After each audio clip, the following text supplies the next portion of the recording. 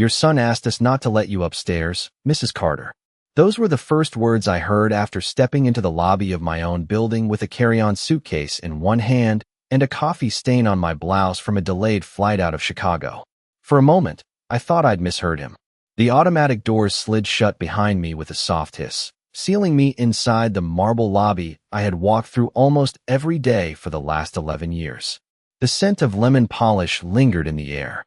Someone had arranged fresh white orchids near the concierge desk. Everything looked exactly the same, except for the way Mr. Lewis refused to meet my eyes.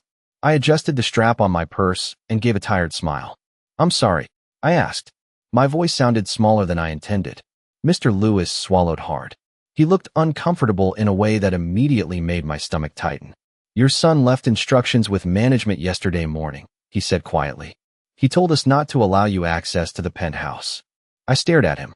The words landed slowly, one at a time, like cold rain dripping through a ceiling. Not allow me access to my own home. I laughed softly under my breath because surely there had been some mistake. Ryan had probably changed the guest list for some private dinner party. Maybe Madison was hosting one of her charity events again. She loved those carefully staged evenings with crystal champagne glasses and women who complimented each other without meaning it. "There has to be some confusion," I said. "I live here." Mr. Lewis reached beneath the desk and pulled out a cream-colored envelope with my name written across the front in Madison's handwriting. Even from 6 feet away, I recognized the sharp loops of her cursive. Elegant, controlled, deliberate. He handed it to me carefully, like it contained something fragile. I set my suitcase upright beside me before opening it. Inside was a single sheet of paper. "Evelyn, after everything that's happened recently, Ryan and I agreed it would be best if you stayed elsewhere for a while. We need space. Your things have been packed carefully. Please don't make this more difficult than it has to be. Madison." I read the note twice, then a third time. My fingers remained perfectly steady, but something deeper inside me shifted painfully out of place. Space. Such a harmless word. People used it when talking about furniture or parking spots. Not mothers. Not widows. Not the woman who had paid the down payment for the very penthouse they were sleeping in. "Mrs. Carter," Mr. Lewis said softly, "there's more." He slid a small cardboard box toward me across the counter. My key fob rested inside beside 2 loose house keys and a parking pass snapped cleanly in half. I looked down at the broken plastic for several seconds without speaking. Then I picked up the fob and pressed my thumb against it. The tiny light blinked red. Access denied. Somewhere above me, 37 floors higher, my home was still lit. I could see the warm glow from the penthouse windows reflected faintly against the dark evening glass outside the lobby entrance. And then I saw her. Madison crossed the living room carrying a wine glass in one hand. She wore my cream-colored cashmere cardigan, the one my husband bought me in Vermont the winter before he died. She disappeared out of sight a second later, moving casually through the apartment as if she had always belonged there, as if I had already been erased. I folded the note carefully and placed it back inside the envelope before anyone in the lobby could see my hands trembling. A young couple walked past me pulling grocery bags from the parking garage elevator. The woman smiled politely at me the way strangers smile at older women they assume are harmless. Neither of them noticed the cardboard box sitting on the concierge counter beside me like a package waiting for pickup. I suddenly understood how quickly a person could become invisible. Mr. Lewis cleared his throat softly. "Mrs. Carter, your belongings were delivered earlier this afternoon." He glanced toward the service hallway near the loading dock. "I asked them not to leave everything outside, but your daughter-in-law insisted." "Daughter-in-law." He said the title carefully, like he hoped using proper manners might soften what was happening. I nodded once and picked up my purse. "Thank you for trying," I said quietly. He looked relieved that I was not causing a scene. That seemed to embarrass him even more. The wheels of my suitcase rattled softly across the marble floor as I walked toward the back hallway. The farther I moved from the lobby chandeliers and polished stone, the colder the building felt. The service corridors smelled faintly of detergent and wet cardboard. Near the freight elevator, 6 large storage bins had been stacked against the wall beside 2 black trash bags tied neatly at the top. One of the bins still had my handwriting on the label. Winter clothes. Another read office files. I stopped walking. For several seconds, I simply stared at the bags. My life had been reduced to labeled containers beside a loading dock. One trash bag had split slightly near the bottom. The sleeve of one of my sweaters was sticking out against the concrete floor. It was the navy blue one Ryan bought me 12 years ago during a Christmas trip to Maine. I remembered because he had spent 20 minutes choosing between that sweater and a red one, worried I would not like the color. Back then, my son still noticed things about me. I crouched slowly and pushed the fabric back into the bag before anyone else walking through the hallway could step on it. My knees ached from the flight and from sleeping poorly the night before, but I refused to let myself sit down. Above me, somewhere behind 37 floors of steel and glass, Madison was probably pouring wine into my crystal glasses while pretending none of this was cruel. That was always her talent. She never sounded cruel. She sounded reasonable, thoughtful, calm. She could ruin your life in the same tone someone used to recommend a salad dressing. My phone buzzed inside my purse. For one foolish second, I thought it might be Ryan. Instead, it was an automated fraud alert from my bank asking me to verify a recent account access from Boston while I had been in Chicago. I frowned immediately. I had not logged into anything during the trip. Another vibration followed before I could process the first message. Password changed successfully. I felt something cold move through my chest. Slowly, I opened my banking application. The password no longer worked. I tried again carefully. Invalid credentials. My breathing became shallow. Then another email appeared across the screen. Your emergency contact information has been updated. I stared at the words until they blurred together. Emergency contact. Madison had replaced my name with hers on Ryan's medical forms years ago after they married. She had laughed about it over brunch one Sunday. It is just easier this way, she said. At the time, I told myself that was normal. Modern families changed. Roles shifted. But standing there beside my own packed belongings, I realized something terrifying. This had not started last week. They had been removing me piece by piece for a very long time. I rented a room at a small hotel 3 blocks from the harbor because it was the only place nearby with vacancy on short notice. The woman at the front desk offered me complimentary bottled water and 2 cookies wrapped in plastic. I thanked her as if she had done something extraordinary. Strange how quickly kindness becomes noticeable after humiliation. The room itself was clean but forgettable. Gray curtains, beige carpet, a humming air conditioner beneath the window. I placed my suitcase near the dresser and sat carefully on the edge of the bed without turning on the television. The silence felt heavy in a way I could not explain.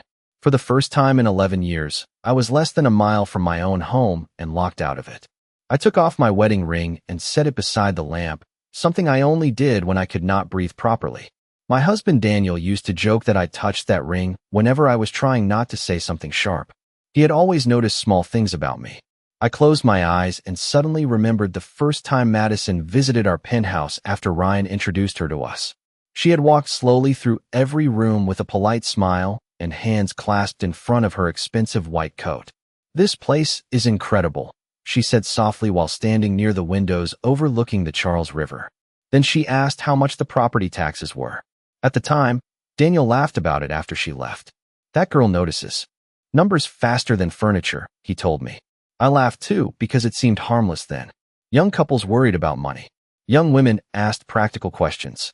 But over the years, Madison kept noticing things.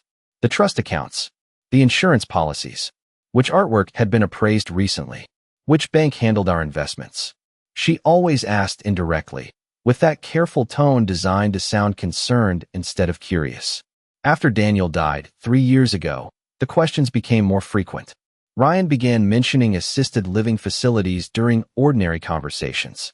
Madison started sending me articles about simplifying my life. One afternoon, she arrived at my apartment with brochures for luxury senior communities in Connecticut. "You would have so many friends there," she said while arranging fruit on a plate in my own kitchen. At the time, I thought she was trying too hard to help. I did not realize she was studying exits. My phone buzzed again on the hotel nightstand. This time it was Ryan. I stared at his name for several seconds before answering. "Mom," he said immediately, sounding irritated instead of concerned. "Why are you making this difficult for everyone?" I looked toward the dark hotel window. Rain had started falling lightly over the harbor. Tiny drops slid down the glass like silver threads. "Difficult," I repeated quietly. "You locked me out of my home." He sighed heavily, the way exhausted parents sigh at unreasonable children. Madison thinks some distance would be healthier right now. Healthier. Another harmless word twisted into something cold. Where exactly did you expect me to go? I asked. There was a pause long enough for me to hear muted voices in the background. Music. Glasses clinking. People laughing softly. They were entertaining guests in my home. We packed your things carefully, Ryan finally said. You have money. You can stay somewhere comfortable for a while. Somewhere comfortable.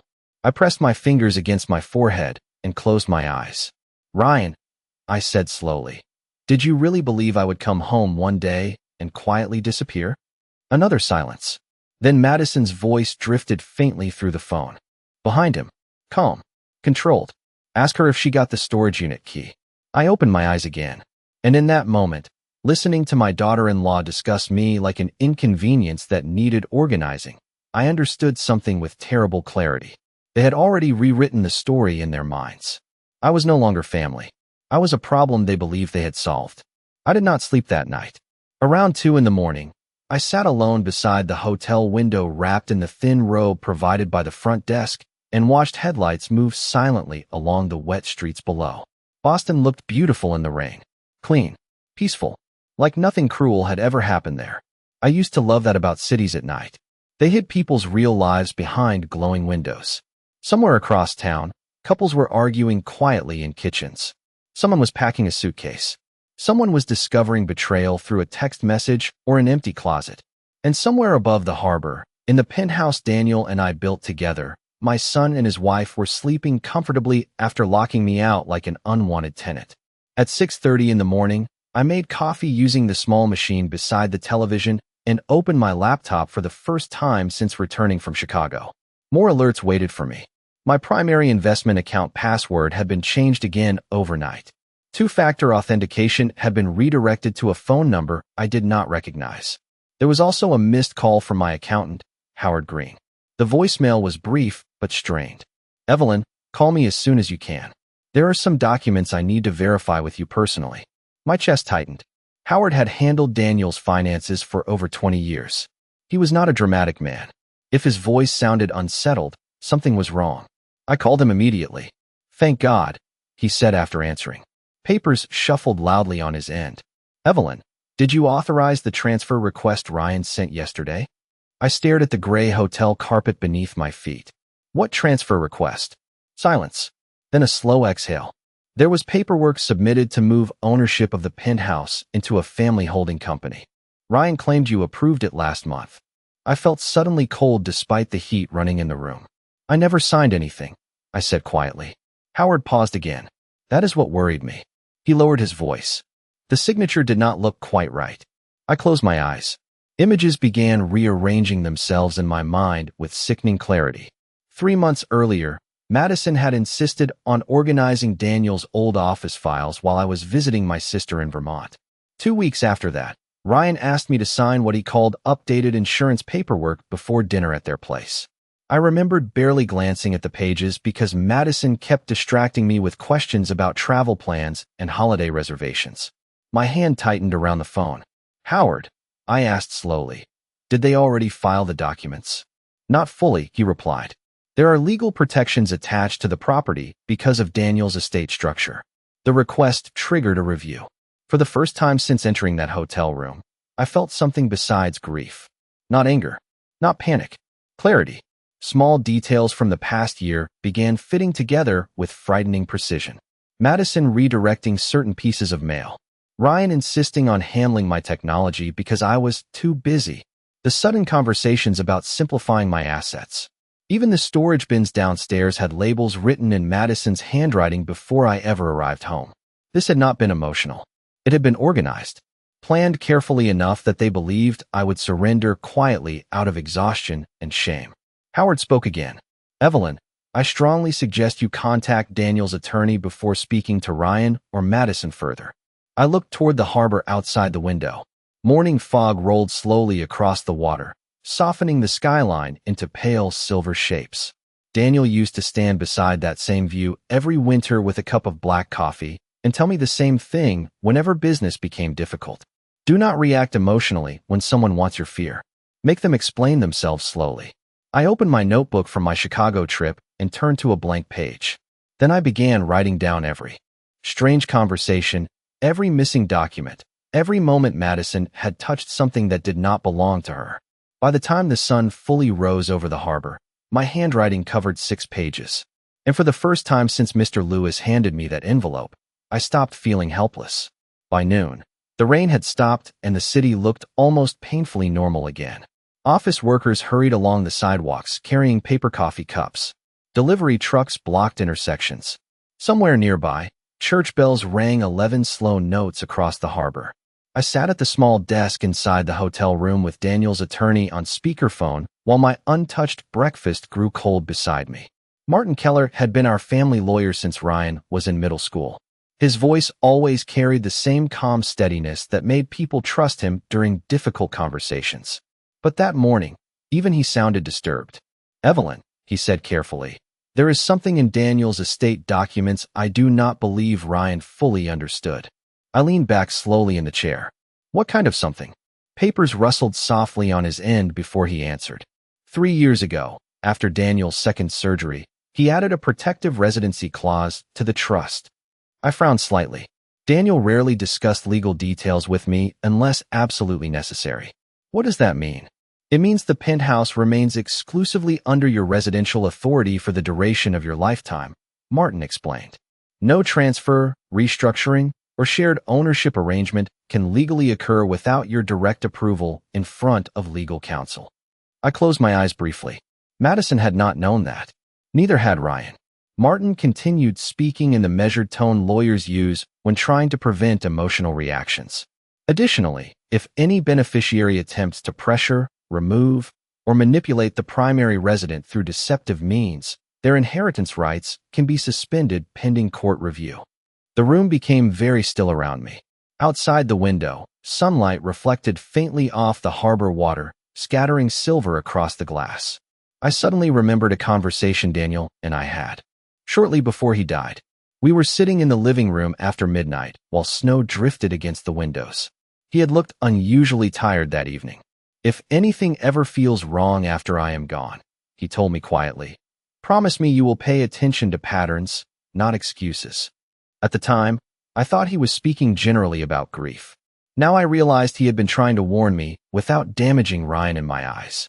"Martin," I asked slowly, "did Daniel ever mention concerns about Madison specifically?" There was a long pause before he answered. "Daniel believed your daughter-in-law was extremely ambitious." Such a polite word. Ambitious. Not manipulative. Not calculating. Just ambitious. That was how people like Madison survived scrutiny.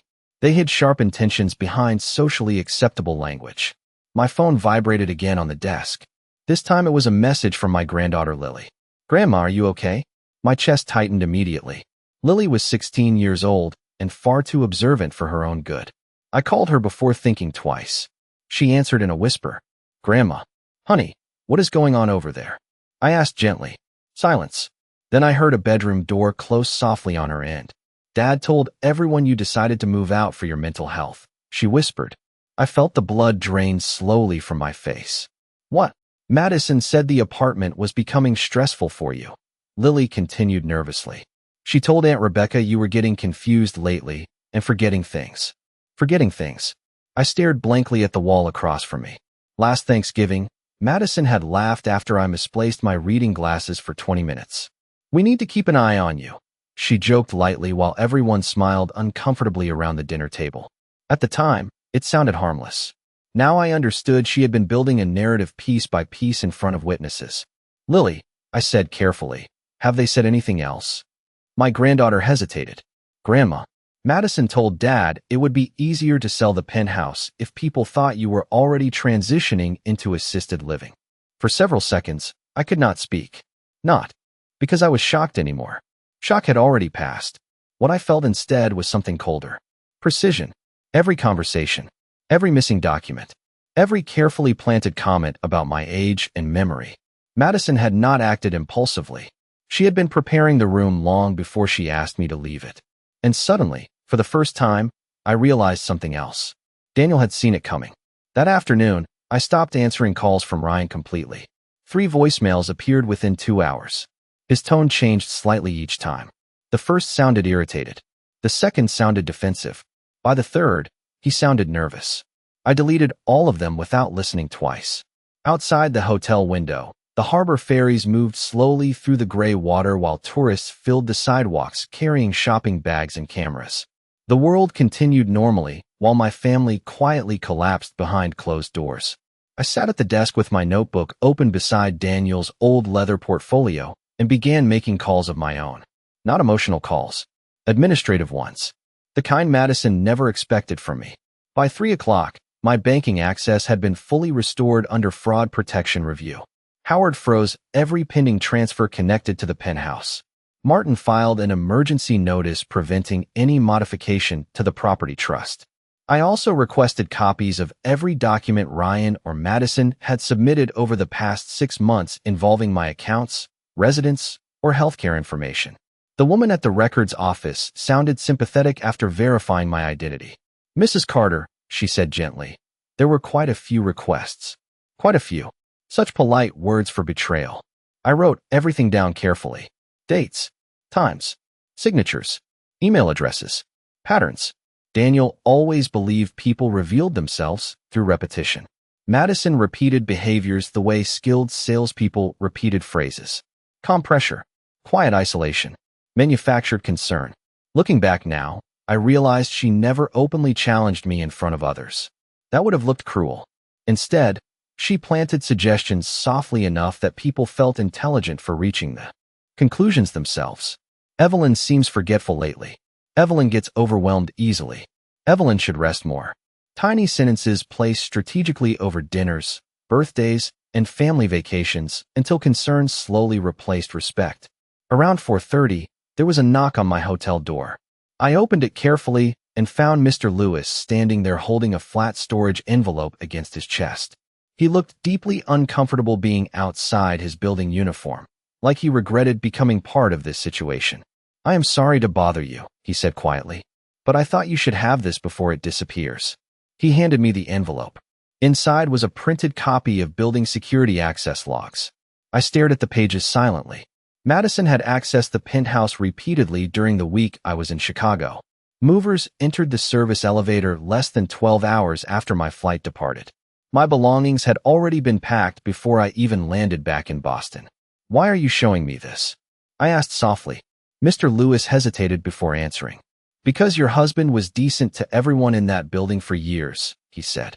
"And because yesterday your daughter-in-law asked maintenance to remove your name from the resident directory before you even came home." Something about that detail affected me more than the locks or storage bins. Remove your name from the resident directory. Such a small thing. Just letters deleted from a screen in the lobby. But suddenly I pictured Madison standing beside the concierge desk, giving calm instructions while deciding how thoroughly she intended to erase me. Mr. Lewis lowered his voice. "There is something else." He glanced toward the hallway before continuing. "Tomorrow night, they are hosting a dinner party in the penthouse." I frowned slightly. "A dinner party?" He nodded once. "A realtor is attending, along with several potential buyers." The room became very quiet. I looked down again at the access logs in my hands. Movers, financial transfers, false concerns about my memory, property discussions happening before I even returned home. They were not simply trying to remove me from the apartment. They were trying to replace me completely before I had time to resist. Mr. Lewis shifted uncomfortably near the doorway. "I thought you deserved to know." I nodded slowly. "You did the right thing." After he left, I stood alone beside the window watching evening settle over the harbor again. Lights flickered on across the city, one building at a time. Somewhere high above the water, Madison was preparing appetizers in my kitchen while pretending the future already belonged to her. I closed the security log carefully and reached for my phone. Then, for the first time since this nightmare began, I called Martin back with a very simple question. "How quickly?" I asked calmly. "Can we stop a sale in progress?" The dinner party began at 7:30 the next evening. I knew the exact time because Madison always believed guests should arrive after sunset. She once said darkness made wealthy people feel more important. By 7:15, black sedans were already pulling up outside the building entrance while the harbor reflected strips of gold from the city lights. I stood across the street beneath the awning of a pharmacy wearing the same navy wool coat Daniel bought me 10 years earlier in New Hampshire. The air smelled faintly of rain and cigarette smoke drifting from the alley nearby. Beside me, Martin adjusted the cuff of his coat and glanced toward the tower windows above us. "Once we go upstairs," he said quietly, "this situation becomes very public." I kept my eyes on the penthouse lights glowing near the top floor. They made it public the moment they locked me out. Martin gave a slow nod. A second car pulled up near the entrance, and a woman in an ivory dress stepped onto the sidewalk laughing softly beside a man carrying a bottle of champagne. I recognized the realtor immediately. Vanessa Cole. Madison had invited her to lunch twice last winter under the excuse of discussing market trends. At the time, I thought she was redecorating. I should have paid attention sooner. Mr. Lewis met us quietly inside the lobby. Tonight, he looked pale beneath the soft concierge lighting. "They are all upstairs," he murmured. "About 12 guests." He handed me a temporary elevator pass without another word. The elevator ride to the penthouse felt strangely calm. Soft piano music played overhead while the floor numbers glowed one after another beneath polished brass. 31, 32, 33. I watched my reflection in the mirrored wall. Gray hair carefully pinned back. Pearl earrings. Steady expression. Madison always mistook composure for weakness because she only understood loud power. She never understood restraint. When the elevator doors opened, laughter spilled into the hallway immediately. Warm light stretched across the marble floor from the partially open penthouse doors. Someone inside was describing investment opportunities while glasses clinked softly in the background. I recognized my own dining room chandelier glowing above strangers. Martin looked at me once. "Ready?" I nodded. Then I stepped inside my home. Conversation stopped almost instantly. The silence spread slowly across the room like cold water. Madison stood near the fireplace wearing a cream silk dress and Daniel's diamond bracelet around her wrist. Ryan froze beside the bar cart, holding a wine glass halfway to his mouth. Around them, guests exchanged uncomfortable glances without fully understanding what they had interrupted. Madison recovered first, of course. She always did. Her smile appeared carefully measured, polished into place within seconds. "Evelyn," she said lightly, as though I had arrived early for brunch. "We were not expecting you." I removed my gloves slowly and looked around the room. My artwork still hung on the walls. My candles burned beside the piano. Even the flowers on the dining table were the white orchids I ordered every Thursday from Beacon Hill Florist. They had erased me while continuing to live inside my routines. "Clearly," I replied calmly. Ryan set his glass down too quickly, spilling wine onto the counter. "Mom," he said under his breath, "this is not the time." "Actually," Martin interrupted evenly, stepping forward beside me, "it is precisely the time." Every face in the room turned toward him. He opened a leather folder and removed several documents. The atmosphere shifted immediately. Wealthy people recognized legal trouble, the way sailors recognize storms. Vanessa Cole slowly lowered her champagne glass. Martin spoke clearly enough for everyone to hear. "The property ownership transfer submitted earlier this week was unauthorized and legally invalid. Additionally, any attempt to market or sell this residence violates the Carter Estate Trust under active review." Madison's smile disappeared for the first time since I met her. Just vanished completely. Ryan looked back and forth between us like a man waking from anesthesia. "What are you talking about?" he asked hoarsely. Martin placed the trust documents carefully onto the dining table beside Madison's untouched wine glass. "I am talking," he said calmly, "about fraud, misrepresentation, and unlawful residential exclusion."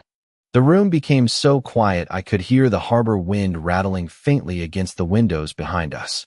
Then I looked directly at my daughter-in-law and noticed something I had never seen on her face before. Fear. No one touched the food after that. The candles still flickered along the dining table beside untouched plates of sea bass and roasted potatoes, but the room had changed completely. Conversations died in people's throats. Guests who had arrived expecting champagne and harbor views now stood frozen beneath my chandelier, while Martin calmly arranged legal documents beside the floral centerpiece Madison had ordered that morning. Ryan looked pale enough to disappear into the marble walls behind him. Madison, however, remained perfectly still. That was always her instinct during danger. become colder, more controlled. This is a misunderstanding, she said smoothly, though her voice had tightened slightly around the edges. Evelyn has been under a great deal of stress recently. There it was again, concern disguised as kindness. I watched several guests glance toward me with uncertainty, and suddenly I understood exactly how she had managed this for so long. Madison never attacked directly.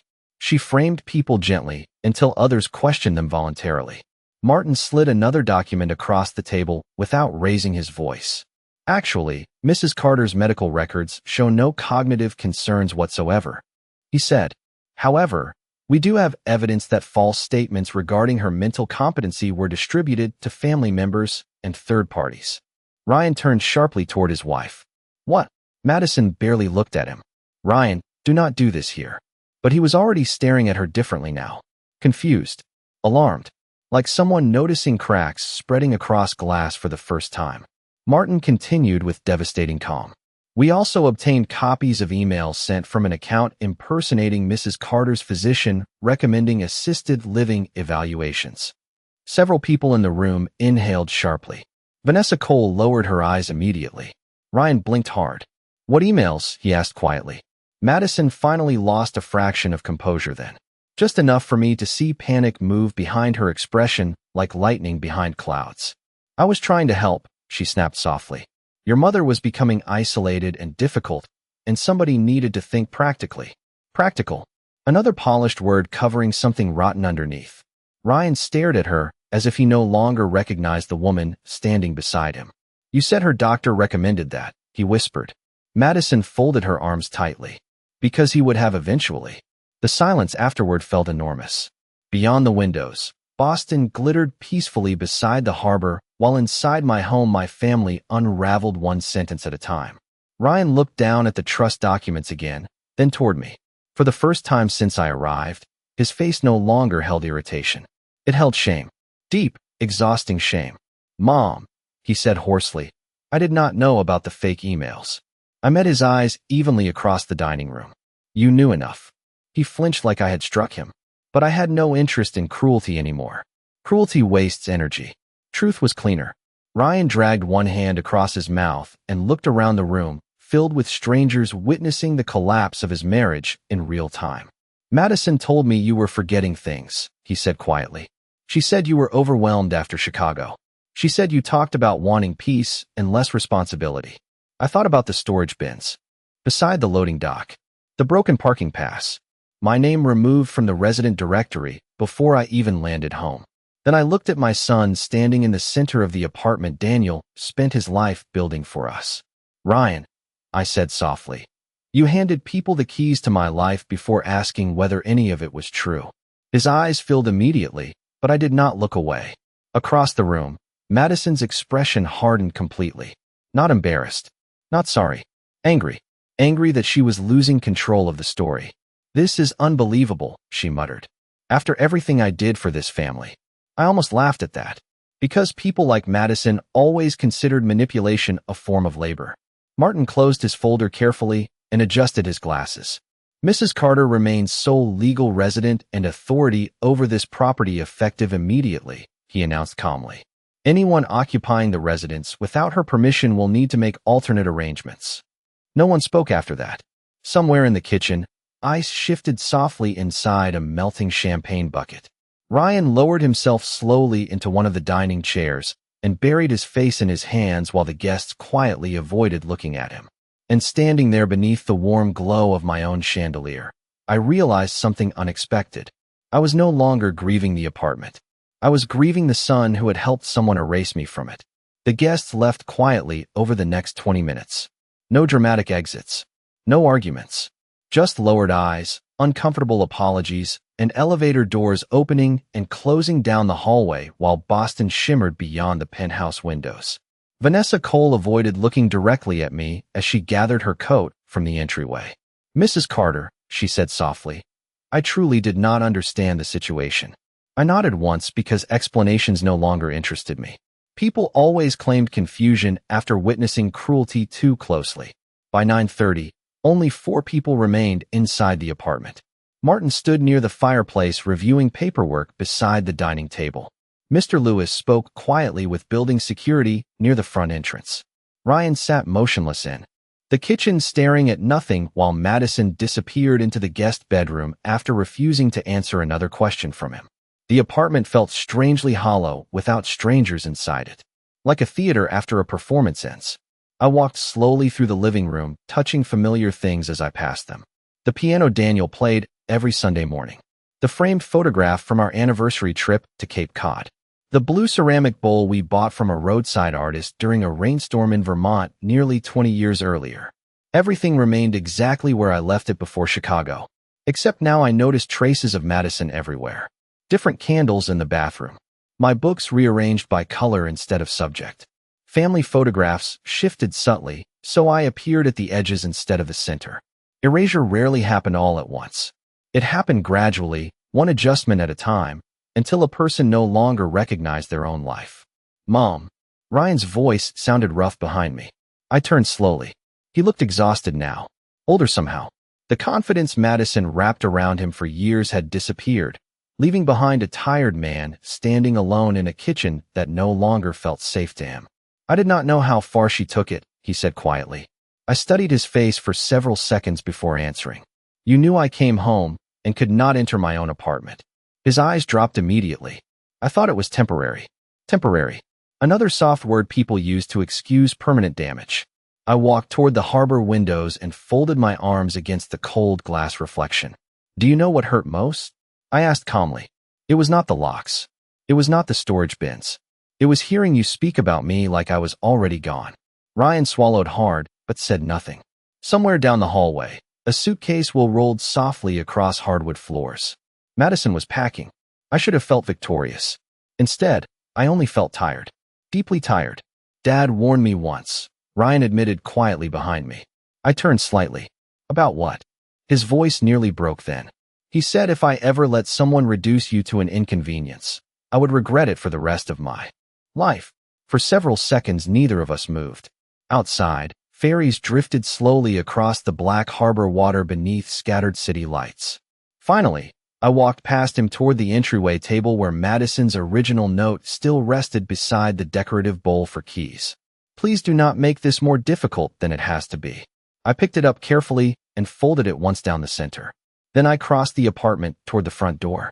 Ryan followed silently behind me into the hallway, just as the elevator doors opened at the far end. Madison stepped inside first without looking back. 2 security staff carried luggage behind her. The elevator waited with a soft mechanical hum. Ryan stopped several feet away from me in the quiet hallway. His eyes were red now. Mom, he whispered, please do not shut me out completely. I looked at him for a very long moment. Then I placed Madison's folded note gently into his hand. You already allowed someone else to do that for you, I said softly. The elevator doors began closing between us before he could answer. I stepped inside without another word while Ryan remained standing alone in the hallway of the building where he no longer belonged. And as the doors sealed shut and the penthouse floor disappeared above me, I realized something Daniel understood long before I did. Some people do not lose their families in a single moment. They lose them slowly, through every silence they choose instead of loyalty.